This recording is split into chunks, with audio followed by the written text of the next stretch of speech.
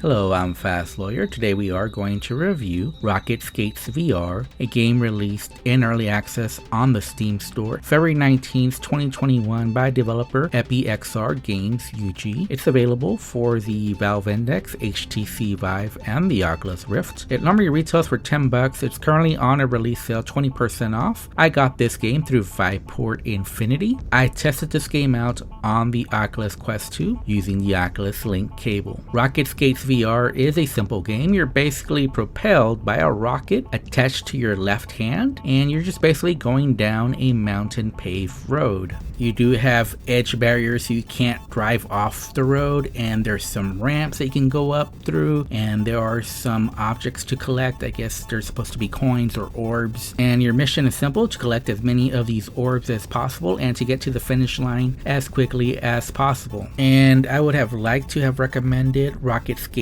VR. I did enjoy the core gameplay loop of this game. However, I think it is lacking in several aspects, but the main reason I can't recommend it right now is because I ran into a game-breaking bug. Now, I understand this game is in early access and some bugs are to be expected, but this is a game-breaking bug preventing playing this game after level 6. And you'll see that bug at the end of the video, and I will describe it a little bit better later on. Rocket Skates VR is running on the Unity engine. On my RTX 3080, I was getting a steady 90 frames per second. There weren't any settings available for this game. Really, the only thing you can choose is the intensity of the gameplay. You can choose, I believe it's easy, then normal speed, then super fast speed. I chose the slowest speed at first for the first course, and that's what you see on the video. But then for the rest of the courses, I chose the super really fast speed, and you definitely notice the difference. It is more intense, but I quickly got acclimated to that super fast speed, and if you are a VR veteran, I definitely recommend that over the other options. Now, you do need standing room for this game because there is no smooth or snap turning. You have to turn in real life, and in this game there's lots of roads that are very winding, so you're gonna have to turn 360, and so definitely don't trip over wires while playing this game, or at least try not to. If you can play wireless, I would recommend that for this game because you really are turning quite a bit in this game. There are 25 total levels, and the levels do look sort of different, although they pretty much all look the same because you are going down a mountain road for each one, and they all have barriers on each side, so you can't go off the road. You can go up ramps,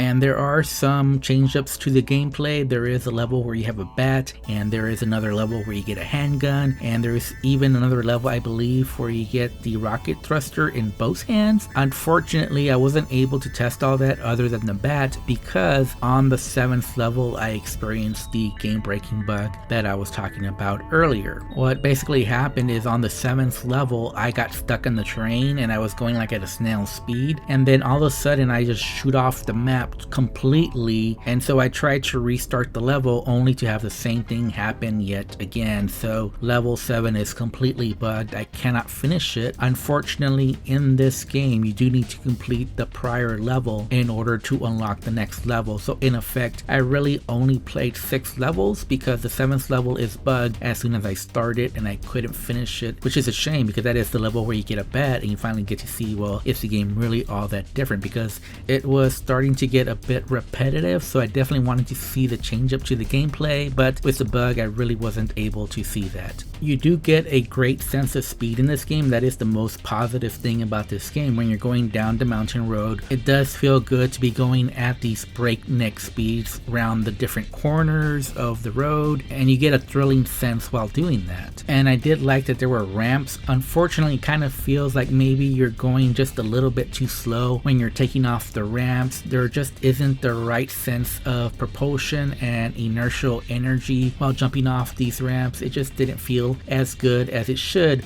taking off a ramp. I definitely would have liked to have seen more variety. I only saw 7 levels, so maybe there is more variety in the other levels, but what I would have liked to have seen is like loop-de-loops or jumping off a ramp and getting to the next part of the roadway.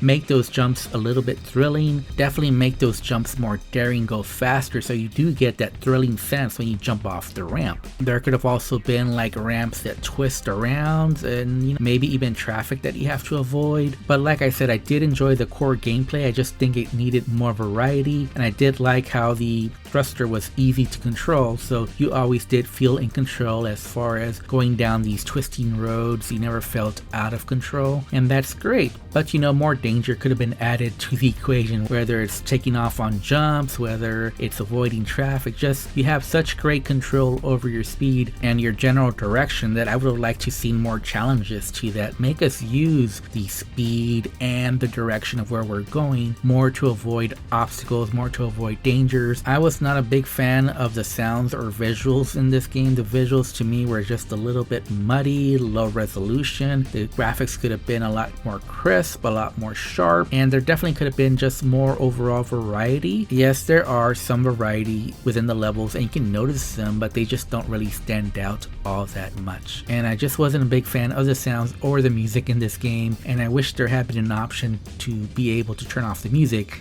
I just didn't really like it at all. So this game is in early access and it definitely has a chance to improve. Like I said, the core gameplay is fun here, but because of the game breaking bug that I experienced, I just couldn't recommend this game until it is patched up and fixed. So if I have to rate this game, I would give it a 4 out of 10. This game breaking bug definitely needs to be fixed before I would ever recommend it. But even besides that, it needs more variety in the gameplay, and it would be great if it had a video and audio overhaul as well. Like I said, this game is available on Viveport Infinity. If you're a subscriber, you can go ahead and get it and test it out, but that would be the only people I would recommend it to at this point. Anyways, I'm Fast Lawyer. If you like my review, don't forget to like, comment, and subscribe. And as always, have a wonderful day. Goodbye.